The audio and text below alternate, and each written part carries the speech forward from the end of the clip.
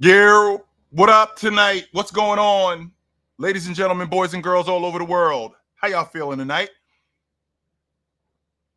It's basketball season around here when it's not basketball season. We talk hoops when we don't talk hoops, when there's no hoops to talk about. We keep the party going. That's what we do around here. And with this current landscape, tonight we're going to talk about the pretenders and the contenders in the NBA. That's what we're going to talk about. The teams who I think are legit and the teams who I think are fool's gold. And there are some teams that I think are fool's gold. And when I look at the landscape of the league, with what these teams have done to get themselves back in the mix, with what these teams have done to put themselves back in the playoff picture, which teams have done the most? I have to start with the Boston Celtics. I mean, they basically ran it back. We won the NBA championship. I don't think there's anybody in the league that got better than us. If you want to say that, if you want to say that there's a crew that, if you want to say that there's a crew that got better, 100%, I can get with that. Peace, Goat. Peace, Jay. If you want to say that there's a crew out there that got better, oh, absolutely. I won't argue that at all. No way will I argue that. If you want to say that there's a crew out there that got better than them, no. There isn't a crew that got better than them. There are some crews that got better, though. I won't argue that. But the fact that the Boston Celtics essentially ran it back. We won the NBA championship. There really isn't a legit reason why we got to blow this thing up. Jason Tatum is 26 years old. Jaylen Brown is 27 years old. Drew Holiday, he's still in his prime. He's on the back end of it at 34 years old. He's still in his prime. Derek White, 29 years old. Porzingis, I think he's 30 years old. Al Horford is the one that's long in the tooth. But Pritchard in his 20s. Hauser in his 20s. All of these guys are still young guys. All of these guys are still young guys. And in the process of them being young guys, there's still a lot there. There's still a lot there for this team to accomplish. I don't think that this is a team that's one and done. Do I think that they're the Warriors of this decade? No. Do I think that they're the Heat of this decade? No. I mean, we have seen 6 different NBA champions in the last 6 years. We've seen that. That's not my opinion. That's a fact. We've seen that. But with that being said, we've also seen when teams are homegrown. Jason Tatum, they got him in the draft. Jaylen Brown got him in the draft. They switched out Marcus Smart for Drew Holiday. They switched out Robert Williams for KP. They got Derek White in a trade. Sam Hauser. Pritchard in the draft. Cater in the draft. Cornette. This team, what up, Breezy? This team is built organically. And unfortunately, there's not a lot of teams, especially in today's game, that you can get, right? There's not a lot of teams that you can get. Green, stop talking to me, Green. Please just sit down and listen. Please.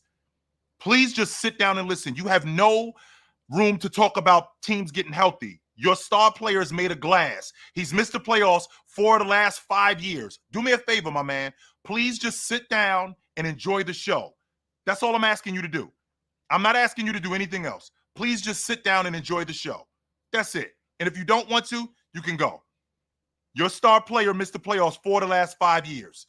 So the health logic, you can't talk to me about that. So all I'm asking you to do, sir, is sit there and enjoy the show or leave. It's that simple. So like I was saying, it's hard to build teams organically like that. What up, big fella? How you doing? It's hard to build teams organically like that because we live in a day and age where everything has to be right now. And teams panic and they switch up their style so quickly without having your stars, and in addition to having your stars, developing them. Teams, the Warriors, the Celtics, the Nuggets are teams that I remember doing that. I mean, they got Joker in the draft. They got Murray in the draft. They got MPJ in the draft. Peyton Watson in the draft. So they've built that thing. It's not a coincidence, right? It's not a coincidence that how they built it, it turned into an NBA championship. That's not a coincidence. Milwaukee got Giannis in the draft. They got Middleton in the draft. And they built around those guys. It's not a coincidence that they're in the NBA championship. That's not. Right? It's not a coincidence that they're doing that. So with this Boston Celtic team, the core of that crew, Tatum, Brown, White, KP, Drew Holiday, who I think is going to be really hard to replace when it's time to replace him. It's going to be really difficult to replace him. When it's time to replace him, they're going to have a tough time doing that. He's probably going to be one of the most difficult guys to replace. But the teams that you say, right, the teams that you say that are successful, why do you think I said that, Gravy? Why you think I said Tatum? He's the best player on the team. He's the man on the team. That's why I said that. Why you think I said it? Give me a break. That's why I said it. Now, if you coming in here to spread some logic about Jaylen Brown is the leader of the Boston Celtics. Okay. Matter of fact, how about this, Gravy? Jaylen Brown is the best player on the Celtics. Jaylen Brown is the man on the Celtics. Jaylen Brown is the best player that they have on that team, on the Celtics. There you go. Forget Jason Tatum, sir. You are simply a cog. That's what you are. You're not separate from Jaylen Brown. You're basically, in fact, the fact that he won the Finals MVP, that makes you less than him. That actually makes you less than him. Everything else that you did, Jason Tatum, none of that stuff matters. None of it, because according to the masses, Jaylen Brown won the Finals MVP, and because he won the Finals MVP, because he won the Eastern Conference Championship MVP. Because he won the Eastern Conference Championship MVP and because he won the Finals MVP, now he's a ridiculously better player than you. Much better player than you. So, with that being said, Gravy, Jaylen Brown is the man. The reason why I said Jason Tatum, I clearly was wrong. Jaylen Brown is the man on that team. So that's it. So the teams that are built organically are the teams that I've seen that are the most successful. It's hard to maintain the quote unquote super team logic. It's hard to maintain that. When you get that, right? When you get a crew that's been thrown together, you got to maintain that. Right? You have to maintain that. You have to. And if you don't maintain it, it's going to fall apart quickly, as opposed to when you build it through the draft and you're able to maintain your players like the Warriors did. You do need some luck. Let's make sure we're clear on that. You do need some luck, like the Warriors did, like the Houston Rockets are doing right now, right? Like the Houston Rockets are doing right now, like the Warriors did, like the Milwaukee Bucks did. The Lakers are the exception. When they got James in free agency, then they traded for Anthony Davis. They already had Kuzma. They already had KCP. They already had Caruso. They are the exception. But what Milwaukee did, right? What Milwaukee did, what Denver did, what the Golden State Warriors did with both Steph and Clay, and then drafting Harrison Barnes, then drafting Draymond. And that's the core of your unit, and we're building around these guys, right? And in the process of us doing that, we end up putting the right pieces around them and winning the NBA championship. I feel like with what the Knicks are doing, a lot of that stuff isn't homegrown. A lot of that stuff is It's put together on the fly, but it's put together on the fly, but these pieces do fit. I think the Knicks are a legit contender off the strength that you got a lead guard in Jalen Brunson, who is one of the better downhill players in the game. I think he's a top 5 guard in the league. I don't know if there's 5 guards in the league better than him. I ran down my guard list to you guys yesterday. Oh, I'm sorry. Yeah, yesterday and Monday. I ran down my guard list to you. I don't know if there's 5 guards in the league better than Jalen Brunson. But with that being said, the nucleus of that team, Josh Hart, they traded for him. They bagged Jalen Brunson in free agency. They traded for Mikal Bridges. They bagged Julius Randle in free agency. They got Mitchell Robinson in the draft. DiVincenzo, they got him in free agency. Miles, I think they got him in free agency. OG Anunoby, they got him in a trade, and they were able to hold on to him. So when you throw crews like this together, right? When you throw crews like this together, if the pieces fit, there's less room for error, as opposed to when you throw crews like that together and the pieces don't fit. There's way less margin for error. This crew is this Knick team. It's a lot of Tibbs guys, a lot of them, right? A lot of these crews are Tibbs guys. I mean, a lot of these guys on this crew are Tibbs guys. OG Anunoby, he's a Tibbs guy. Mikal Bridges, that's a Tibbs guy. Josh Hart, that's a Tibbs guy. Mitchell Robinson, that's a Tibbs guy. Right? A lot of these guys are Tibbs guys, and I feel like they buy into his system. I think Jalen Brunson is a Tibbs guy too, right? I think he's a Tibbs guy. Precious Achuro, a Tibbs guy. So with that, I think that I think that this crew currently, right? I think that this crew currently, they're a contender.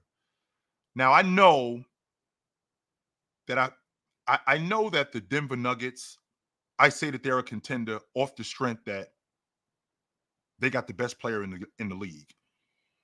But in addition to them having the best player in the league, they also got a good team too. Right? They also got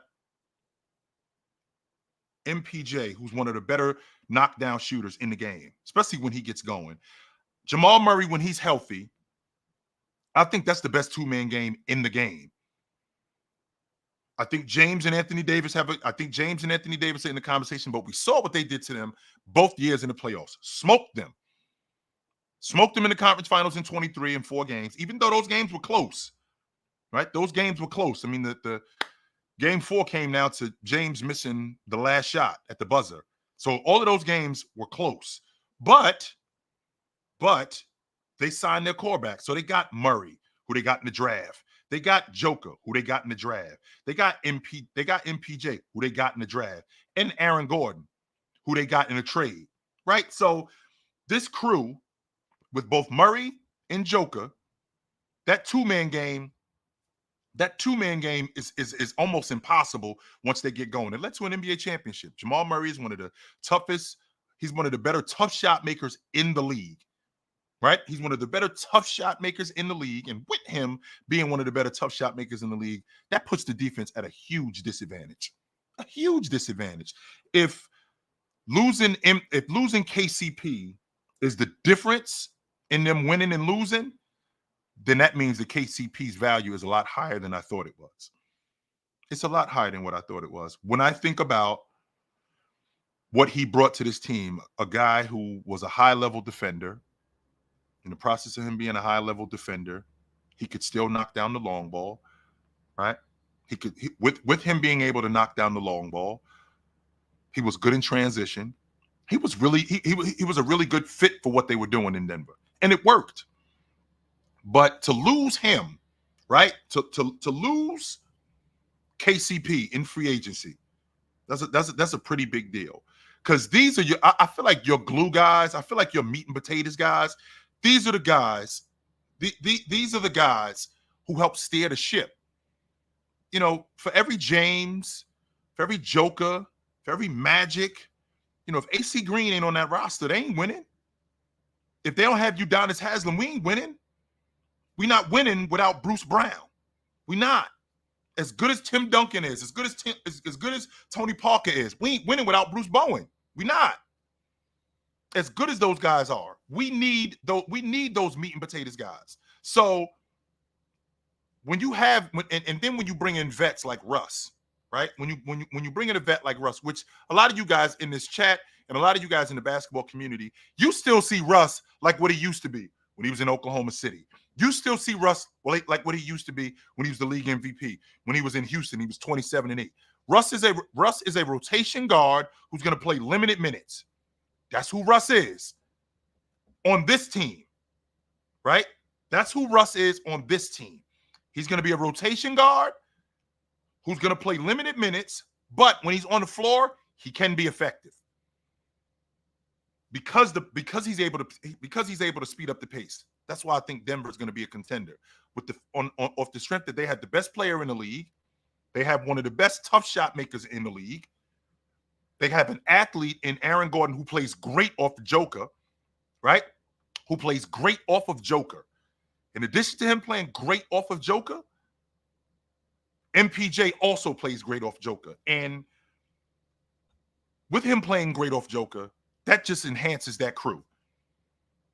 The reason why they gave the Lakers so much trouble is because how big they are. Aaron Gordon goes 6'9". MPJ goes 6'10". Joker is a 7-footer. So that's a big front line, a huge front line. So, and then you add Russ off the bench, right? You add Russ off the bench, who's going to speed the game up, who's going to get Jamal Murray involved. Russ at 35 years old, 36 years old, he can still get to the rim. Not only can he still get to the rim, he can still finish at the rim. He's never been a knockdown shooter, but he can score, and he can be productive, and he can be a positive on this crew. Is he a turnover machine? I mean, I can say that about a bunch of guards. I can say that about a bunch of guards, but I don't think that Russ on this crew is going to be a detriment at the backup lead guard spot, and he's not replacing KCP. Who he is replacing is he's replacing Reggie Jackson. And I think that they're going to get more production out of him than they did Reggie Jackson. I think that's going to be huge for them. That's why I think, right? That's why I think the Denver Nuggets are a legit contender. I think Minnesota represents the Western Conference in the NBA championship. I think they're that good. I think Oklahoma City, I think they're a legit contender. And the reason why I like Oklahoma City off the strength that Oklahoma City has probably 8 guys. If I had to say off the top of my head, Oklahoma City's got 8, 9 guys. So in addition to their starting five with SGA, Dub, Dort, Chet, I don't think they start Hartenstein. I don't. I don't think that they start Hartenstein. I think that they go in a different direction. Even though they paid him $80 million, I don't think they start him. I think they go, and if it's me, I think Alex Caruso is better than Lou Dort. He's bigger. I think he's a better shooter, and I think he's everything that Lou Dort does, Alex Caruso does, set better. It's very much like the Drew Holiday, Eric Bledsoe situation. Very much like Marcus Smart, Drew Holiday. Everything you do, I do it better. Everything. So when you have SGA, Dub, Alex Caruso, Chet, I'm trying to figure out who that 5th starter is. They may go. I don't like moving. I don't like moving Chet to the 4. I think he's the most productive at the 5. And then when you have guys like Lou Dort coming off the bench, when you got Cason Wallace, when you got Isaiah Joe, and you got Aaron Wiggins, and you got Jalen Williams coming off the bench, that's 9 guys. 9. That is 9 guys coming off the bench. 9 productive guys. I like what they're doing in Oklahoma City. I think the difference, though, is I think the difference when I think about what Minnesota is doing, I think defensively, they're the better team. I think offensively, they're going to be better. Just like, just like what Jalen Williams means to Oklahoma City and how he has to get better, how his game has to improve, just like he has to get better, the same logic has to be said for Jaden McDaniels. He has to be able to stretch the defense. I don't necessarily mean at the long ball line, because I don't think he needs to be a knockdown long ball shooter. I don't. I'll be lying if I said he needs to be a knockdown long ball shooter. I think that he needs to be respectable. Where it needs to be more effective is in that 17, 18-foot range, because that opens up the offense for them even more, way more. And with him doing that, plus with the defender that he is, plus with the defender that Anthony Edwards is, and Rudy Gobert, they're much better on the defensive side of the ball than, I'm not going to say all the teams in the Western Conference, but the majority of the teams in the Western Conference. Because collectively, I think they're better than what Anthony Davis brings to the Lakers. And Anthony Davis can make your team the best defensive team in the league. But collectively, what Minnesota is doing, I think that they can make your team, I think that they can make that team defensively just better with McDaniels, with Anthony Edwards, with Rudy, with Alexander Walker, with Alexander Walker. With these guys, I feel like they can make them much better. Now, do I think OKC is a contender? Yes, I do.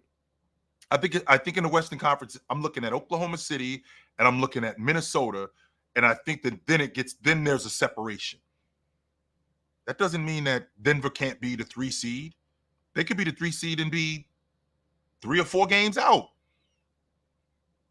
They could be the 3 seed and be 5 games out. That could happen. That could very well happen.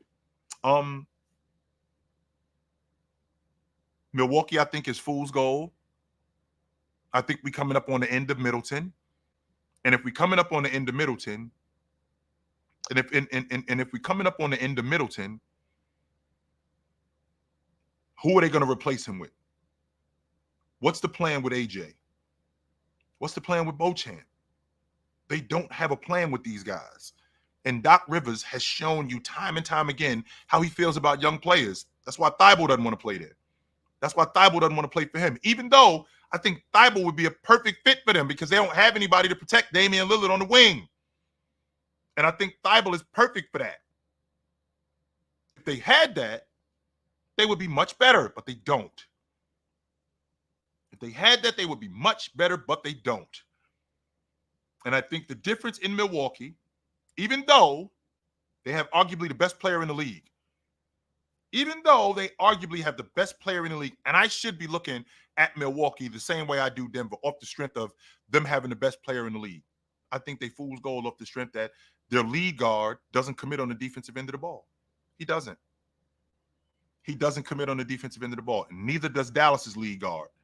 That's why they are this. That's why they won't win unless Luka commits on that end of the. Unless Luka commits to give me effort on that end of the basketball, they're not winning it.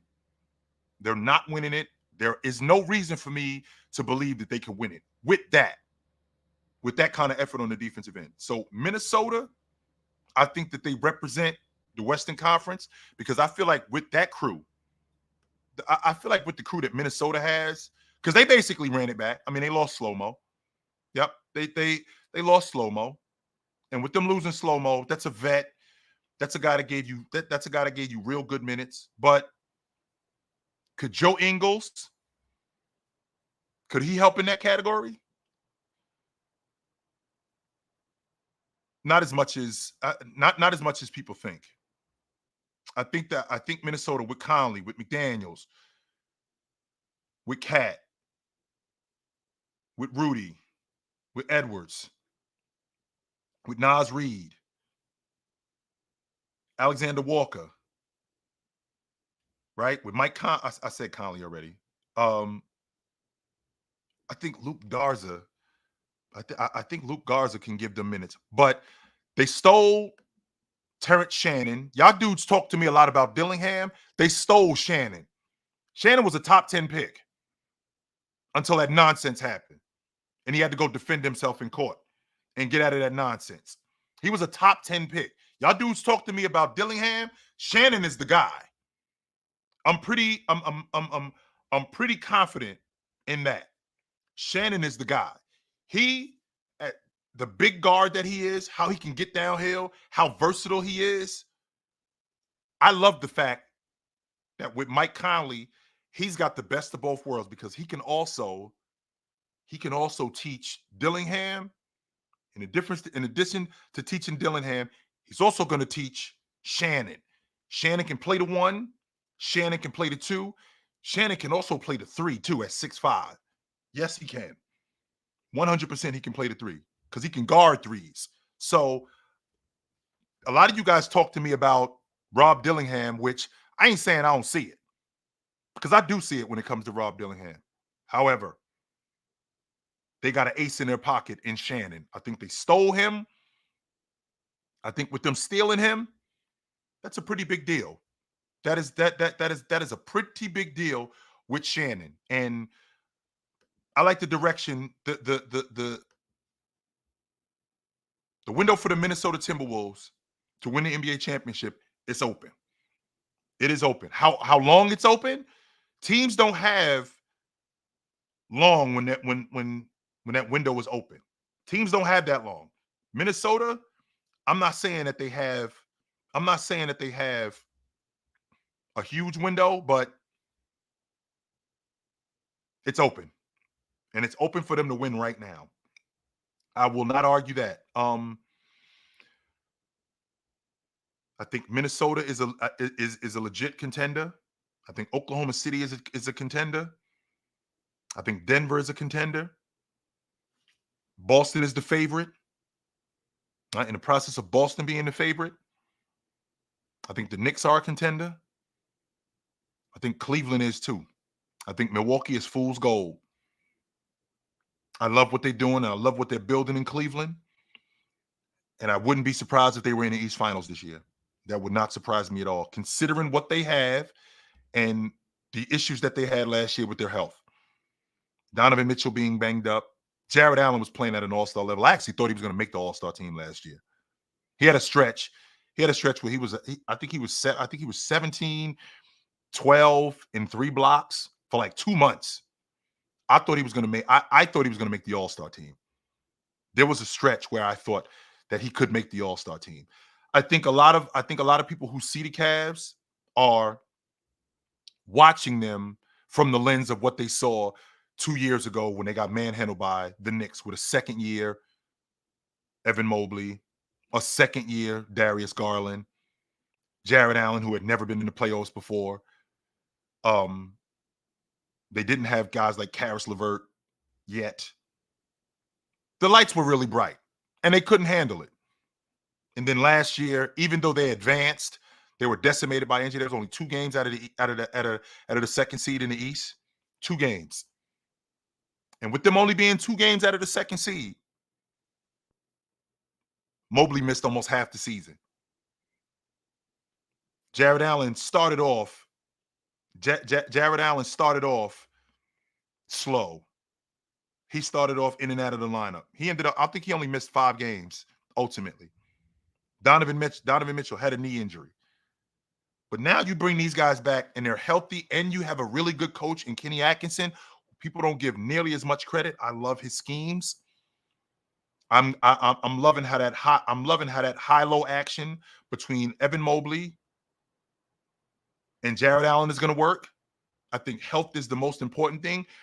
Evan Mobley has actually gotten himself in better shape. Right? Evan Mobley has actually gotten himself in better shape. With Evan Mobley getting himself in better shape, I think he can take that next step. I got Evan Mobley as the defensive player of the year this year. You guys are picking Wemby off the strength of what everybody else is saying. I'm not being a contrarian. I watched Evan Mobley in year 2. Play 79 games and he was arguably the best defensive player in the game. In year 2, we're in year 4 now. Bigger, healthier, a vet now in year 4, wiser to the game, seen what the playoffs look like, one of the more versatile defenders in the game, one of the better rim protectors in the game, one of the better rebounders in the game. I think he's right there with guys like Bam and Anthony Davis. I think he's right there. I think he wins the Defensive Player of the Year off the strength, right? Off the strength that I think Cleveland's going to be at the top of the league defensively. And in the process of them being at the top of the league defensively, I think they're going to be a top 3 seed in the East. I think he's the Defensive Player of the Year this year. I don't think people give Evan Mobley nearly as much credit, right? I don't think people give him nearly as much credit. The rim protector that he is and the rebounder that he is. He's a double-digit rebounder. And with him being a double-digit rebounder, I take stuff like that very seriously. Very seriously. There's a lot of people who don't take being a rebounder that serious, right? I take that kind of stuff very serious. So I think Cleveland is a contender in the East. I think New York is a contender in the East. I think Boston are the favorites, right? I think Boston are the favorites. In the process of Boston being the favorites, I think in the West, I think Minnesota is the favorite. I think Oklahoma City is a contender. I think Denver is a contender. Now, there's a bunch of good-ass teams in the Western Conference. A bunch of good. I think I'm not on the fence about this when I tell you guys, and I've said this countless times. I think Memphis is going to be right back in the middle of it. I think Memphis is going to be right back in the middle of it when the season starts. You get Ja back. You get Desmond Bane back. You get Jaren Jackson back. You get Brandon Clark back. Now you add the big fella, Zach Edey, who I think they stole him. You get him back. And you're going to get G.G. Jackson back at some point in the season. I'm not a big fan of Marcus Smart on this crew. I'm not a big fan of Marcus Smart on this crew. I'm not. But with him being a rotation guard, I just don't like it. I don't. And what they're going to do is they're probably going to start him with G.G. Jackson out of the lineup. So they're going to go Ja, Desmond Bane, Smart. And Marcus Smart has shown that he can defend. He can defend bigger players. He's shown that he could do that. He's dealt with guys like Draymond Green. Can't believe that he got switched on to Joel Embiid. That's blowing my mind. I really can't say that I have anything for that. That's one of the worst matchups I've ever seen. We're going to test some basketball knowledge in here. Mark Quavian, can you tell everybody in here how GG clears Evan Mobley? I'm not going to say another word until you tell us all in here how GG Jackson clears Evan Mobley. Go. I'm not going to say another word. I'm going to be quiet for right now. Marquavian, he's going to tell us all how GG Jackson clears Evan Mobley. I'm not going to say another word. Go.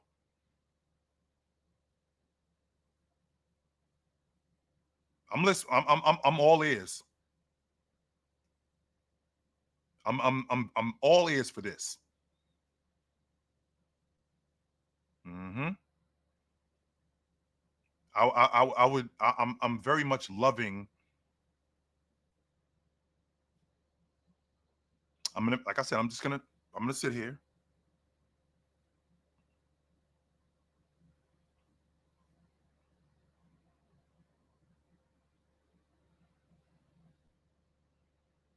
He can shoot. He's better in the paint and a better playmaker already offensively.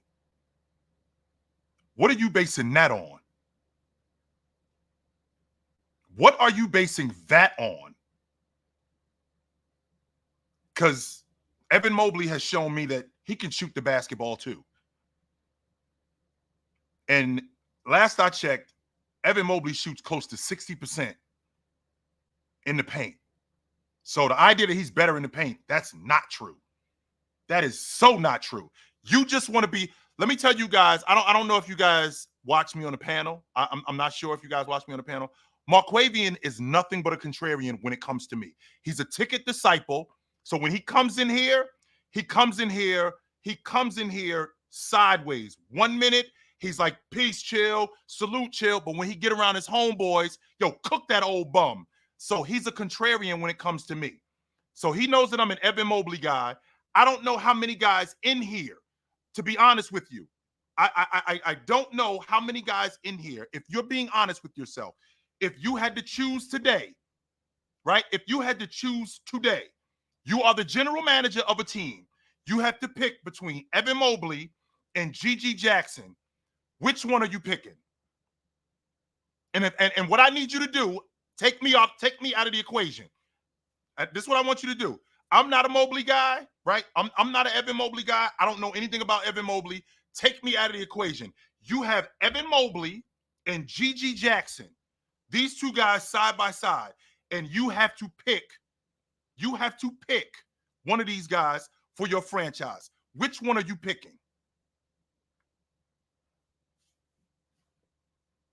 No.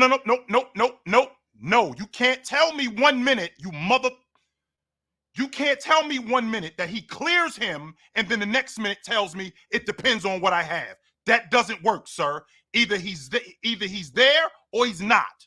Which one is it? I'm all ears. Anyway, like I was saying,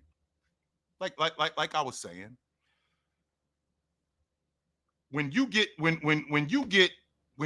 to the contender, right? When you get to the contender space, right? When you get to the contender space,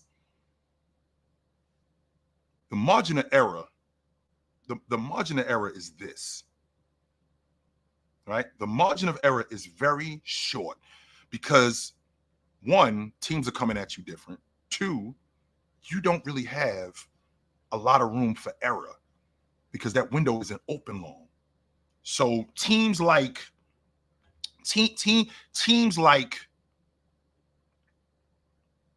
Oklahoma City, for example, a young crew like that with SGA, with Chet, with J-Dub, with Jalen Williams, with Wiggins, with Cason Wallace, right?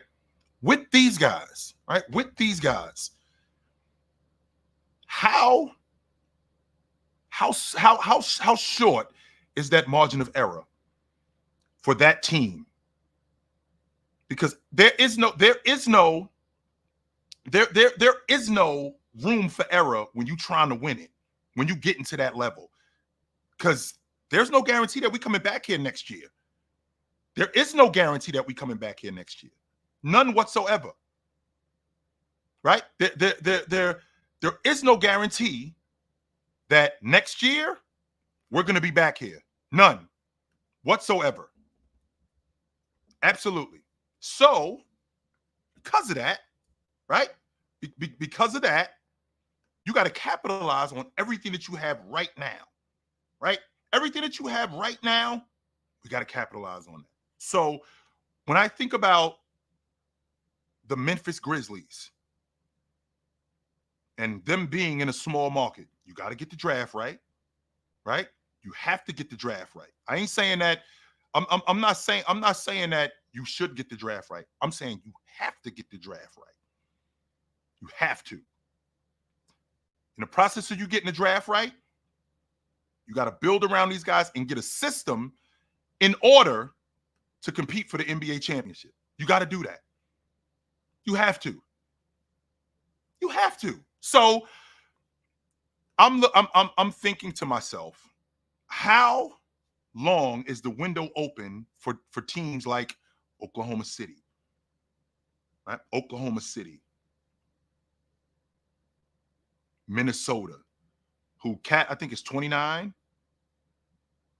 Rudy's 31. Edwards is 23. I think Jaden McDaniels is 22. How long is that window open for them?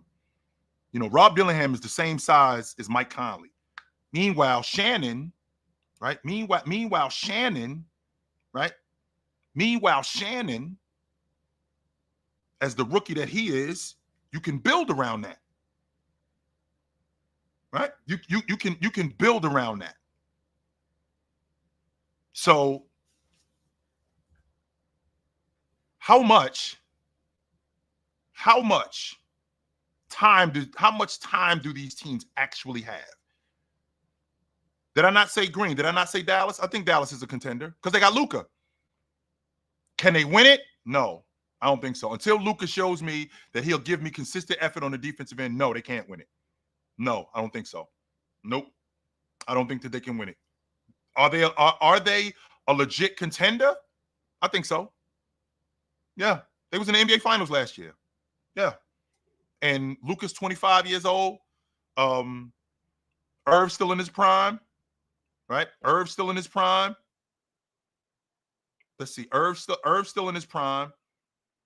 Luka's 25 years old. They got Marshall. I'm not a huge fan of the Klay Thompson pickup off the strength that I think Klay Thompson's best days are behind him.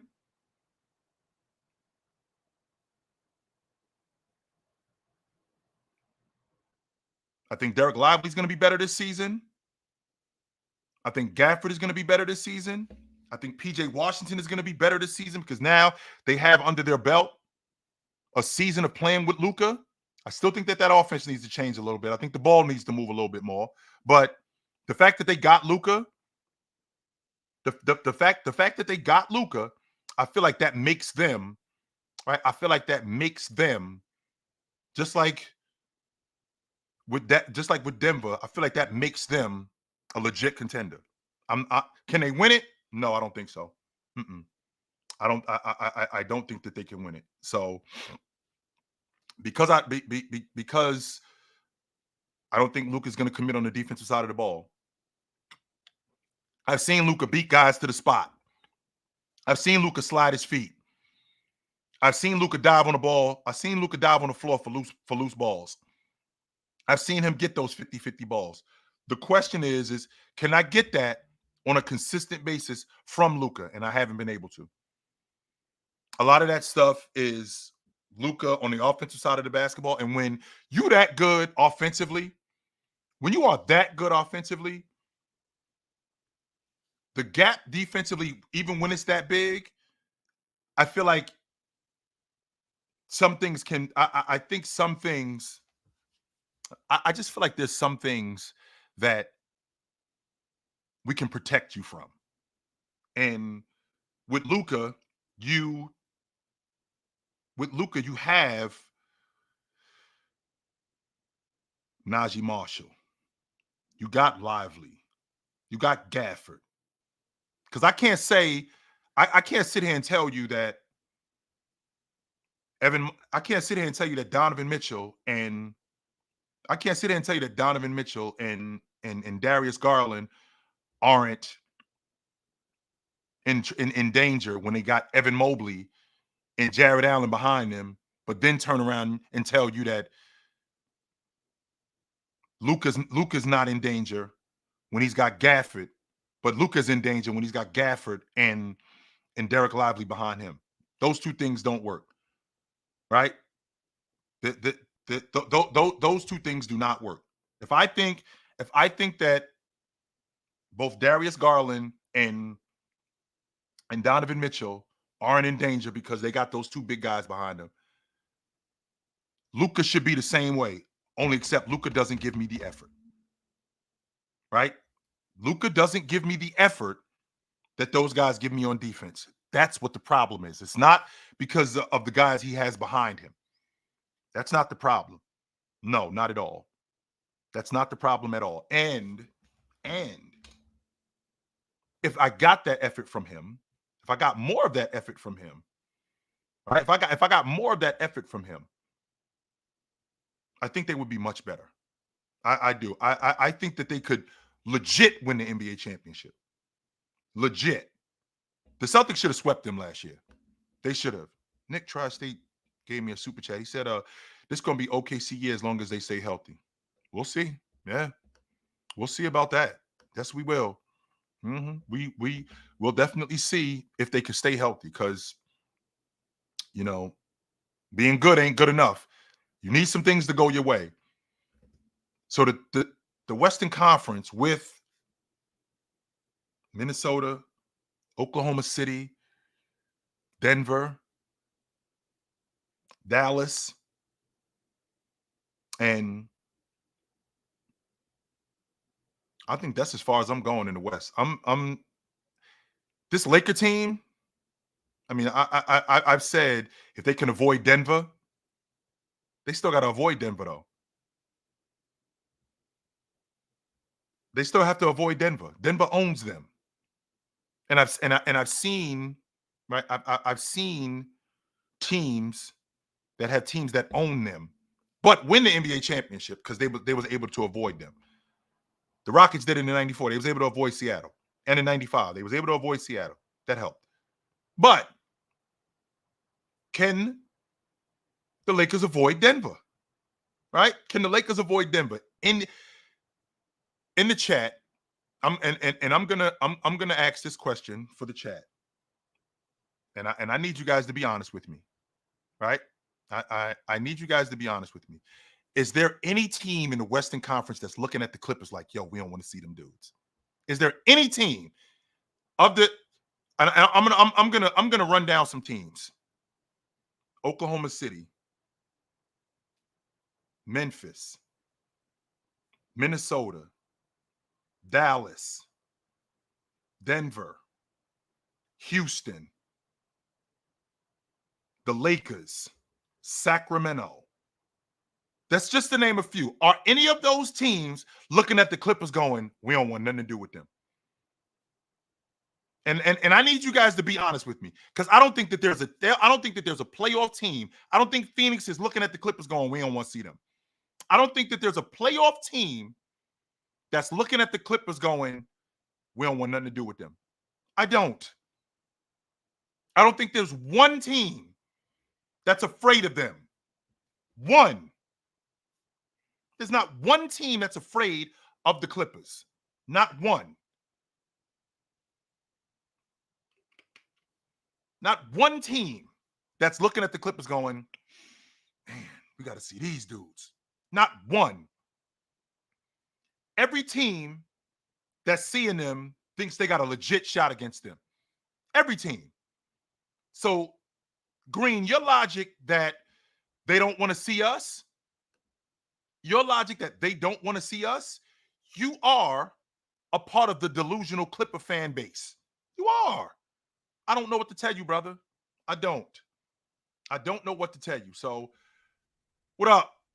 What's up? Yeah, you know me being a Minnesota fan. I'm glad you was talking about Terrence Shannon because when you look at them contenders or elite teams, of course you look at the first through five, but you also look at the six, seven, eight, or maybe even ninth best player on the team.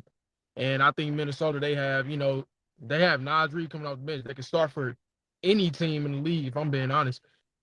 They have Nickeil Alexander-Walker, a 3-and-D player.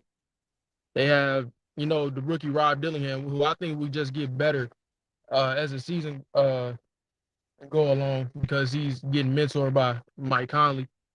Also, I believe Terrence Shannon can be like a better version of Jaden McDaniels. He's definitely way better than him in transition. I think coming in, Terrence is going to be one of the best transition scorers in the league because he like at 6'6", man, he's so fast in transition. It's crazy. And I know it's only summer league, but I watched him, on the defensive side. Uh, he has a lot of potential. I think he's just going to be a better version of Jaden McDaniels, if I'm being honest. You think that they'll move on from Jaden McDaniels? No. There's no reason for us to have both of them. There's no reason for that. None. Why not? Why we can't have both? There's no reason for us to have both because when the money starts to happen, when the money starts to happen, we don't need both of these dudes. So it sounded to me like if he's going to be a better version of Jaden McDaniels, even though Jaden McDaniels 6'9", yeah, and with Jaden McDaniels being 6'9", if he can stretch the defense like I think he can, and he's arguably the best perimeter defender in the game. Arguably the best, not the best on ball, the best overall perimeter defender in the game. If you telling me that you looking at a better version of Jaden McDaniels at 6'6", that means that we got to move on from him. And I think that's crazy because I don't think no way when I'm watching Jaden McDaniels, he looks like there's a lot of upside for him offensively. A lot. Yeah, I like his mid range. I like his scoring potential. I just think Terrence is just the better athlete. Um, I like his athleticism more. I like how he can get downhill better. It sounds like you just looking at him on the. It sounds like you just looking at him with the ball. That's what it sounds like you looking at him with. I was just talking about his defense. We're just talking about his defense. I didn't hear anything you said about his defense. I'm sorry.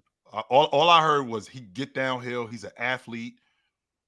He could finish in transition. He's going to be one of the better transition finishers in the game. That's what I heard from you. Well, yeah, I mean, I think he's a better playmaker too. So you think he's better than Jaden McDaniels? If we're being honest, you think he's better than him? Yeah, I just don't think he's better on defense yet. No way. No way. I don't think he's better on defense yet. So that means that he should be starting there. If he was better on defense. If he was better than Jaden, yes. Nope. I think what you're looking at and what I'm looking at is two different things, completely different. And you keep saying what if he was better on defense because he's way better offensively. Not way better. You didn't say way better, but he's better as a scorer and better as a playmaker. Okay, he's a lead guard. I think he's a lead guard. I don't think he's a 2. I think he's a lead guard. So if he's a lead guard, I think that's in the Conley space. Right, I think that in that space, like him and Ant running in the backcourt. And if he's a 1, that makes it even better. That's what I think he is. I think he's a lead guard. If he's a 1, that makes this team even scarier. Yeah, I think he's a lead guard at the small forward spot. No way. Okay, cool. Because he's not as versatile as a defender. That's you think that? No. He can't guard fours like Jaden McDaniel can. Yeah, you're right. That's number one. Number two, as a mid-range shooter and a guy I like Jaden. As a mid-range shooter and a guy that's able to create his own shot, he can do that, and he's getting better at that. So if I have an elite two-way player, a guy that I can get elite production from on the defensive side of the ball, and I can get a guy to knock down the mid-range to stretch the defense and be good in transition, because it's not just him. Minnesota is an average transition team. They should be much better than what they are. Terrence makes that better. I think Terrence makes that much better. No, who I think makes that better is coaching.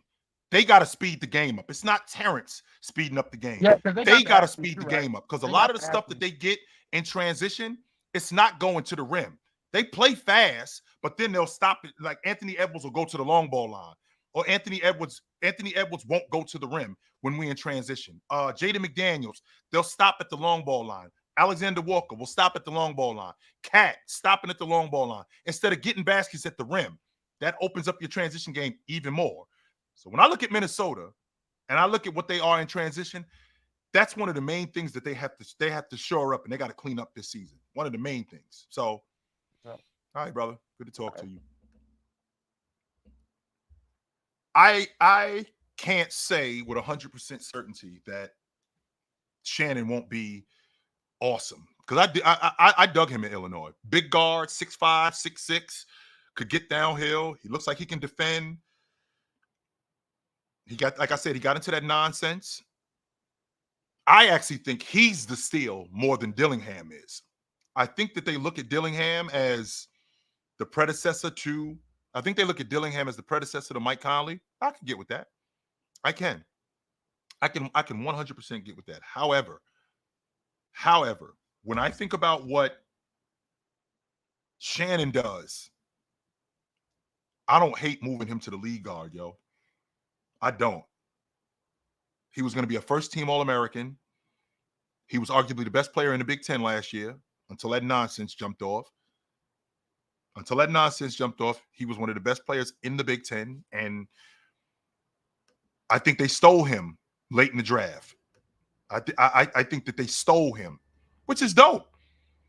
The San Antonio Spurs stole Manu Ginobili. Y'all want him, we'll take him and turn him into a pro. I love that. I absolutely love that.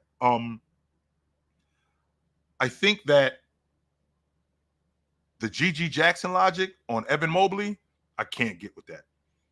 I can't. Mm-mm. I wish I could say I could get with that, but I can't. I don't see what you guys are looking at. I've seen Evan Mobley be able to knock down that mid range. I think it's more consistent this year. I think one of the main problems that we have when we're talking about these guys, like GG Jackson is more of a versatile scorer. Yo, Memphis sucked last year. Somebody got to lead a bad team in scoring. Somebody got to play the minutes.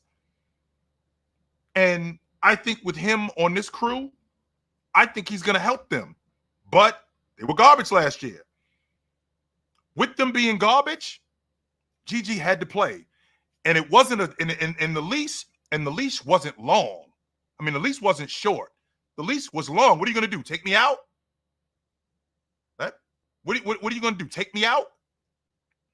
With you taking me out, okay, who are you going to put in behind me? Because we garbage. So there's way more room for error.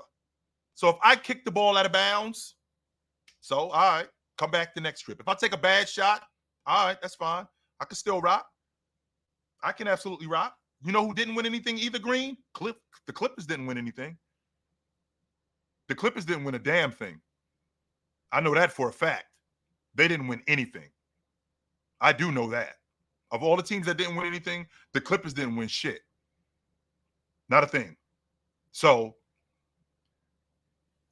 you have to